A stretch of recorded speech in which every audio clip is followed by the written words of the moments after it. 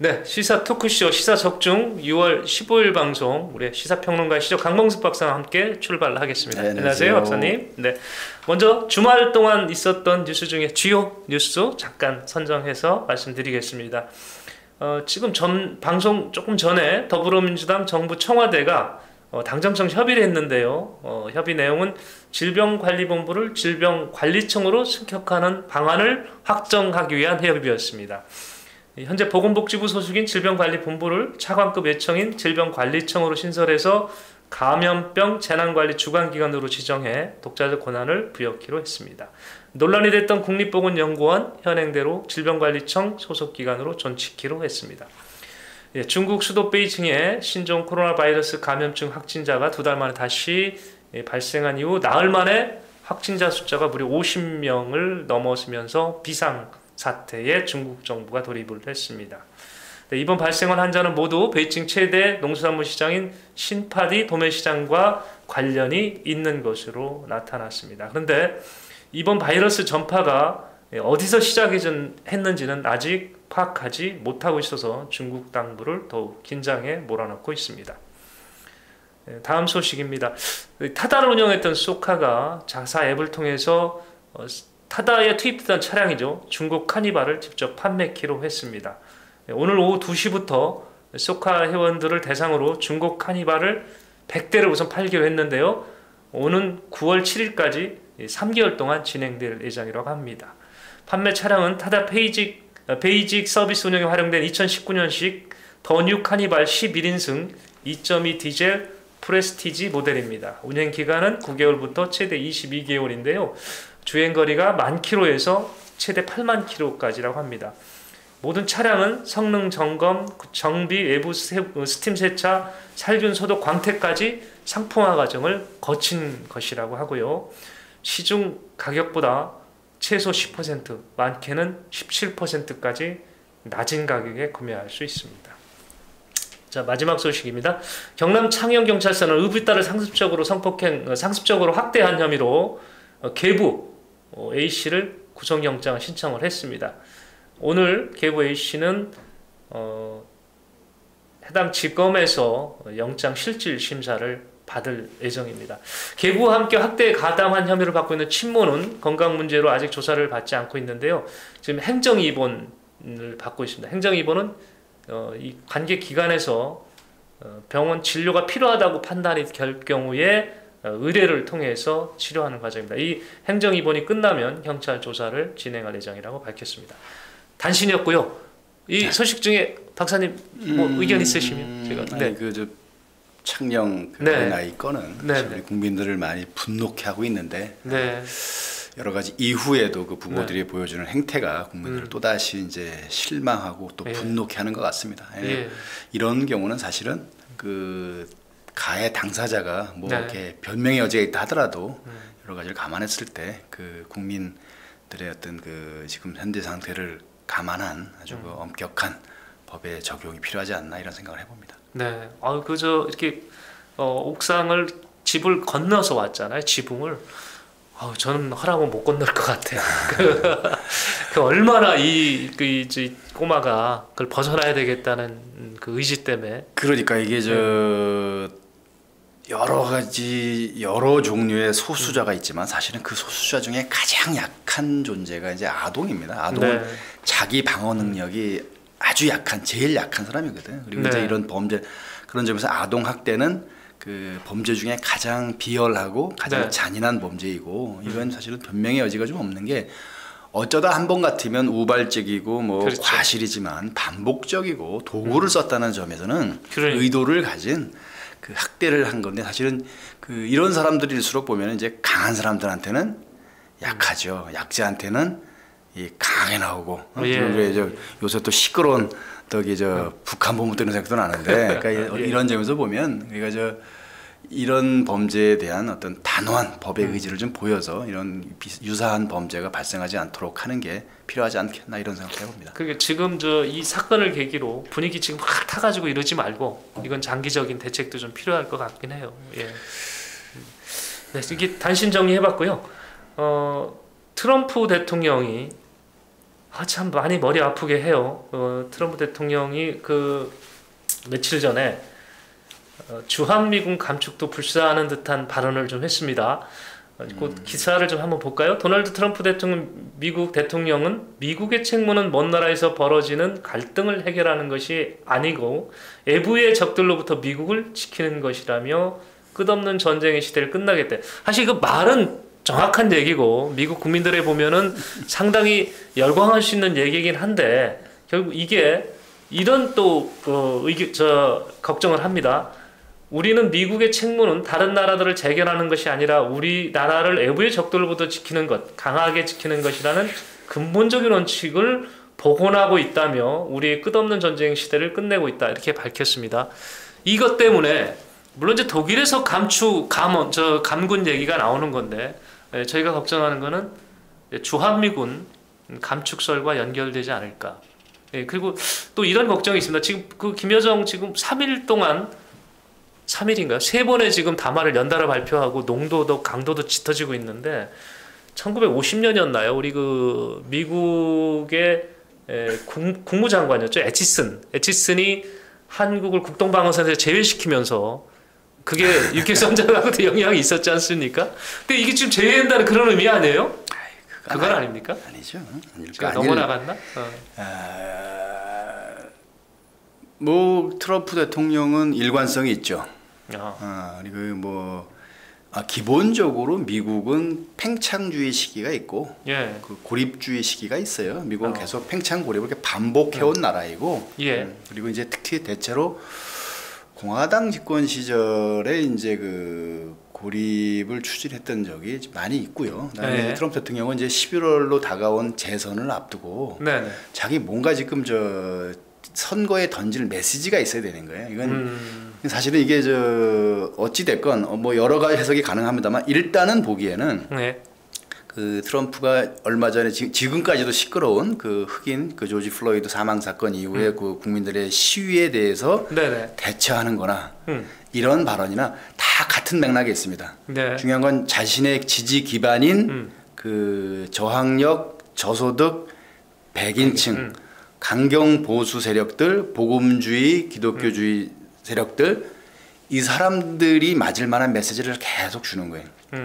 그리고 이 메시지가 주는 핵심은 뭐냐면 나는 여러분의 세금을 헛되이 쓰지 않고 여러분들을 위해서 쓰겠다라는 메시지를 계속 주는 거죠. 그러니까 그리고 반대로 은연중에 예를 들어서 민주당이나 다른 쪽에서 뭐 다른 나라의 인권 문제라든지 세계 평화라든지 뭐 질서라든지 이런 걸 가지고 그 다른 나라 문제에 개입하거나 다른 문제에 어려운 점에 뭐 미군을 파병한다든지 하는 식의 미국의 역할을 확대하는 거를 미국 납세자의 세금을 낭비하는 걸로 몰아가는 거예요 지금. 그래서 이게 메시지가 있는 거고 거기서 뭐 먼 나라의 분쟁에 개입할 뭐 이유가 없다. 그걸 뭐 한반도 문제라고 딱 국한시켜서 볼 필요도 없는 거고 우리가 사실은 이런 문제에 대해서 이렇게 갑자기 예민 반응할 필요는 없다고 봅니다. 한국이 그 대상이 돼 있으면 우리가 반응을 한들 뭐 이게 여론 때문에 뭐가 바뀌지는 않는 거고 오히려 침착하게 냉정하게 협상하는 게 중요한 거고. 그다음에 한국이 대상이 아니라면 괜히 우리가 이렇게 미리부터 나서 가지고 우리 쪽을 봐달라는 식으로 우리가 결국 약세를 보이는 거잖아요. 저는 요 문제나 지금 현재 진행 중인 북한의 저런 행동들에 대한 우리 대처나 같은 맥락에서 같은 관점에서 대처되다 봅니다. 우리가 지나치게 과민 반응하거나 가벼이 말과 행동을 할 때는 아니라고 봐요.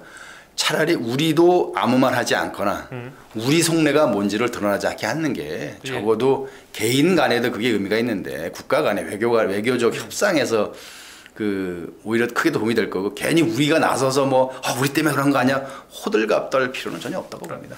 지금 뭐 한국 정치는 뭐 다 인정을 합니다만 진영 논리가 있는 건데 혹시 이제 트럼프를 놓고 미국에서도 지금 뭐 반대하는 쪽에 좌파 논리 뭐 이런 것도 있나요? 그런 우파와 좌파 그 당의 성격도 있긴 하지만 그런 게 아니 예를 들어서 우리가 지금 말하는 그 러스트벨트 지역이라는 미국 그 동부의 에팔레시아 산맥 서쪽 지역에 옛날에 과거에는 공업 지역이었으나 지금은 이제 쇠락한 뭐 테네시주를 포함한 이 정도 지역의 그 실업자이거나 그 정부의 실업급여나 뭐 복지 지원금으로 이제 생계를 유지하는 그 저소득 백인들의 경우에 네네.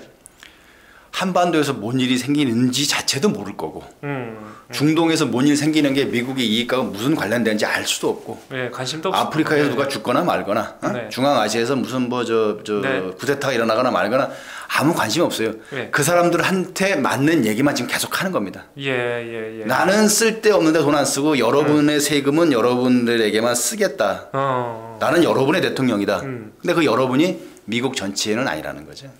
근데 지금도 얼마 전에도 미국이 이제 시리아에서 철군을 했어요. 근데 그런 생각을 해봅니다. 만약에 시리아라는 나라의 가치가 무슨 저 지하에 어떤 그 매장도 좀 있고 이렇게 어떤 가치가 나라 가치가 있으면 과연 트럼프가 철군을 했겠나?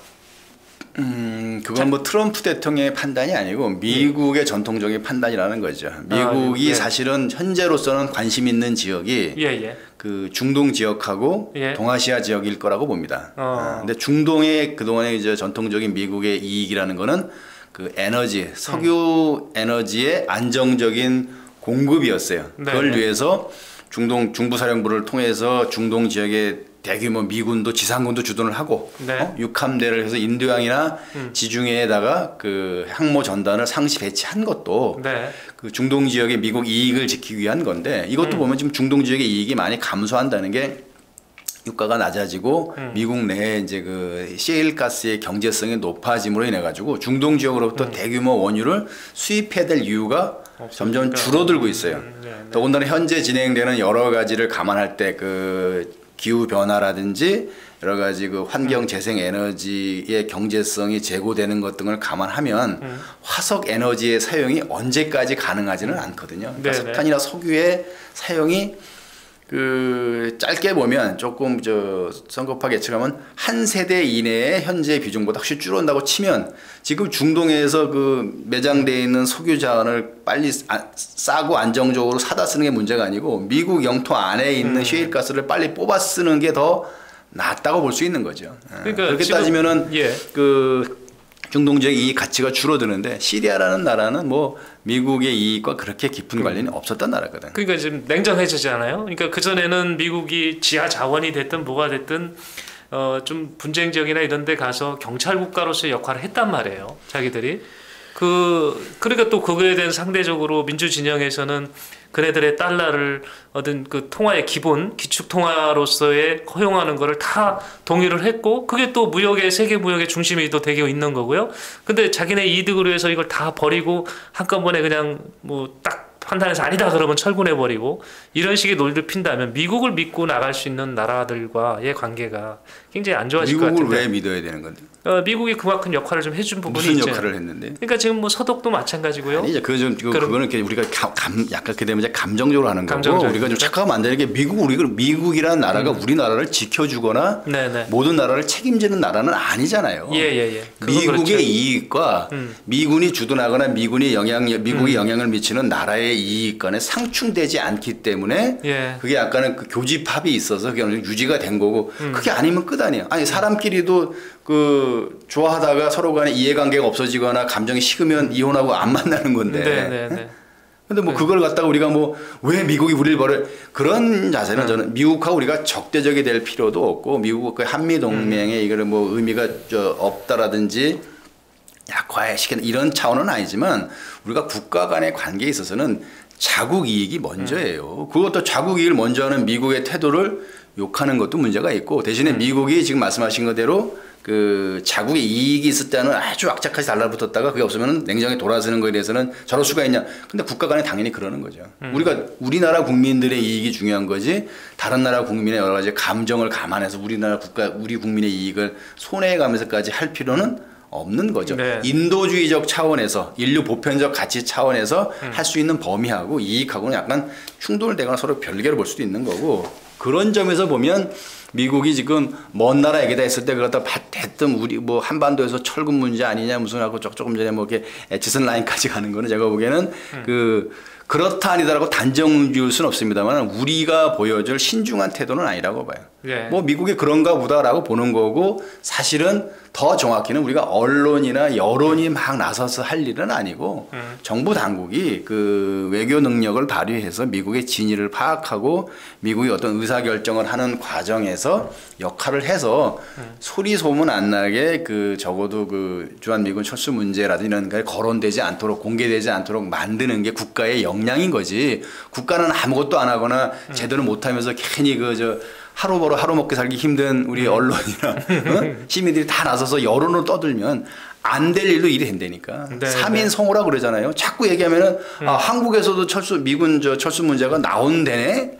이렇게 되면 미국도 오히려 관심을 가질 수 있는 거예요. 아, 물론 이제 그 걱정하고 이제 방향은 제가 이해를 하겠습니다. 근데 원체 그 트럼프라는 분이 좀 돌출적인 행동을 하고 또 이제 선거를 앞두고 그 아까 말씀하셨던 그 백인 지지층에 대해서 지원을 그 지지를 이끌라고다 보니까 이 국익이라고 하는 걸 앞세워서 철군 감원 이런 걸 너무도 쉽게 얘기하니까 그것이 주한미군하고 영향을 미칠 수도 있지 않겠느냐 해서 이겁니다. 그거는 이렇게 보시면 될 것 같아요. 냉정하게 네네. 보면 네. 우리를 너무 이렇게 낮춰봐도 안 되는 거예요. 그러니까 예. 아까 말씀하신 대로 이제 미국의 주요 관심사가 그 중동하고 동아시아 문제고 예. 굳이 그 다음에 한다면은 이제 그 아메리카 대륙에 대한 문제가 있다고 치면 중동의 문제는 그 정도로 이제 전략적 그 지정학적 가치가 떨어지고 있는 거고 네. 동아시아는 현재 미국의 최대 관심사예요. 미국이 그 태평양 사령부를 인도 태평양 사령부로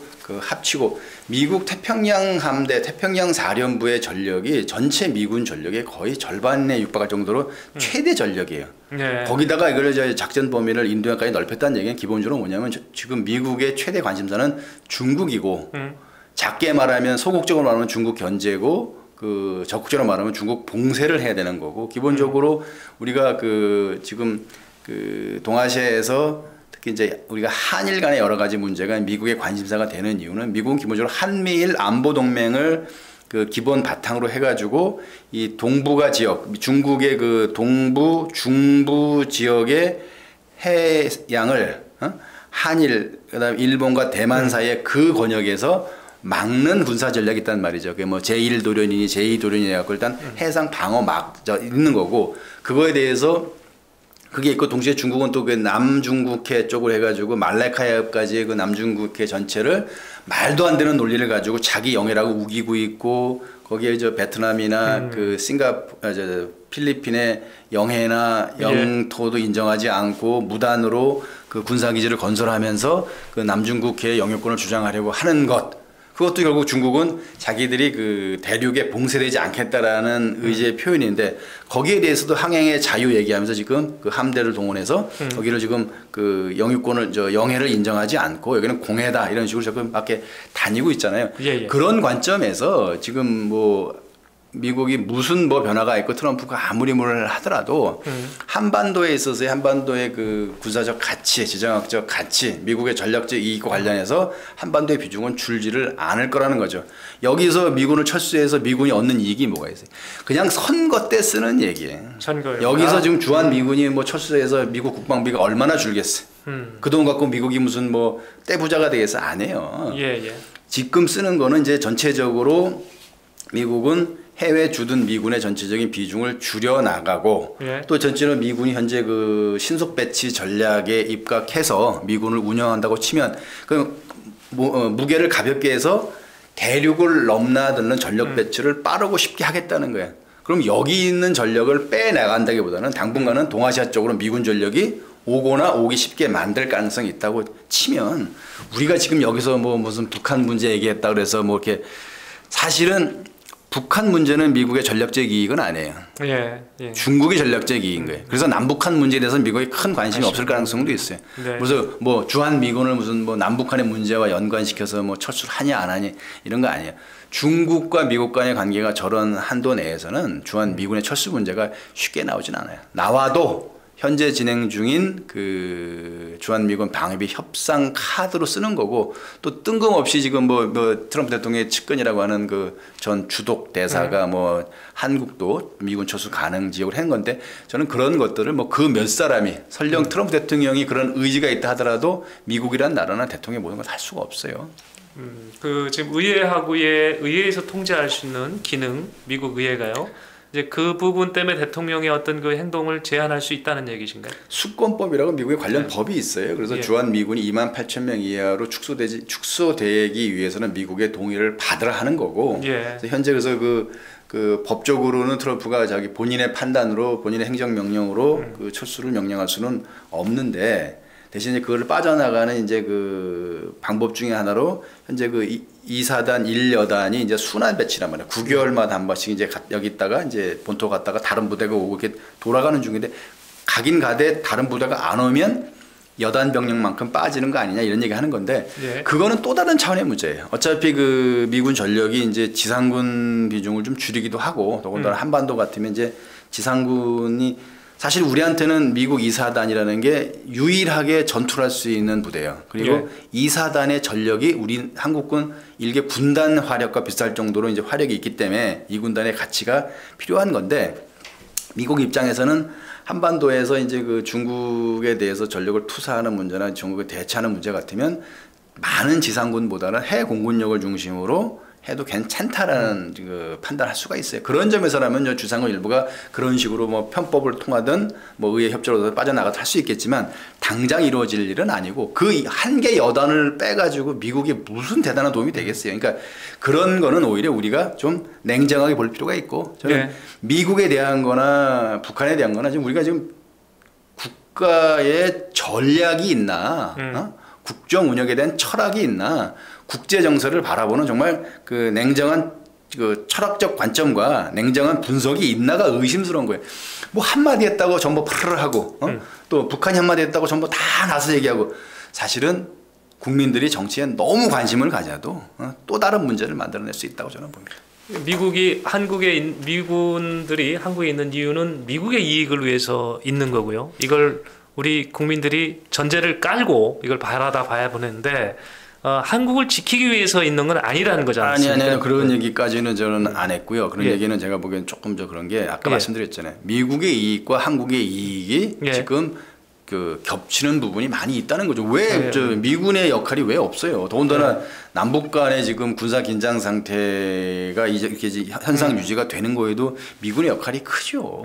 그런 얘기는 제가 볼 때는 좀 아닌 것 같고요. 그러니까 실제로 우리가 정말 미국 이런 거죠. 그런 얘기 중에 더 조심해야 되는 게, 미국 납세자나 미국 그 부모들이 들으면 정말 기분 나빠할 말 중에 하나가 저는 인계철선이라고 봅니다. 아시죠? 인계철선. 건드리면 폭탄 터지는. 그러니까 그 전에 2사단이 동두천에 주둔할 때 미국 2사단이 공격받으면 이거 자동적으로 미국이 개입한다. 그러니까 뭐냐면은 우리는 그 은연중에 미국 2사단을, 미국 지상군을, 미국 지상군의 전면 개입을 유도하는 어떤 인계철선 같은 식으로 표현을 했다면, 그 얼마나 기분 나쁘겠어요, 미국 사람들 볼 때. 그런 얘기도 하면 안 되는 거고. 또 지금 일부 뭐 좌파들이나 일부 저 약간 좀 다른 시각을 가진 사람들이 하는 것처럼 미군이 왜 있어야 되냐? 미국은 무슨 뭐 중국 방어 때문에 지들 필요해서 와 있는 거지 한국하고는 상관없다. 이런 얘기는 다 조심해야 된다는 얘기죠. 네, 알겠습니다. 참 이 다 외교고, 또 이 미국이라고 하는 거대 국가의 여러 가지 이유에 의해서 또 정책을 내놓고, 또 그것을 우리가 또 빨리 읽고 또 합리적으로 해나가서 이걸 좋은 방향을 찾아야 될 것 같은데, 숙제가 좀 많긴 해요. 이게 왜냐하면 트럼프 대통령의 선거를 앞두고 또 군비 부담 또 얘기가 또 많이 나오고 있잖아요.